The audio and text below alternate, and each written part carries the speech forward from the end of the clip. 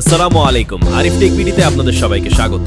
আমি আরিফ, আর আজকের ভিডিওতে আপনাদের দেখাবো কিভাবে খুব সহজে পাইথনের জন্য সিটিকে ইনস্টল করবেন। তাহলে আর দেরি না করে শুরু করা যাক। প্রথমে আপনার কিবোর্ড থেকে উইন্ডোজ প্লাস আর একসাথে চাপুন। এরপর সার্চ বক্সে সিএমডি লিখে এন্টার চাপুন। সিএমডি ওপেন হয়ে গেলে সেখানে নিচের কমান্ডটি লিখুন, পিপ ইনস্টল কাস্টম টিকে ইন্টার।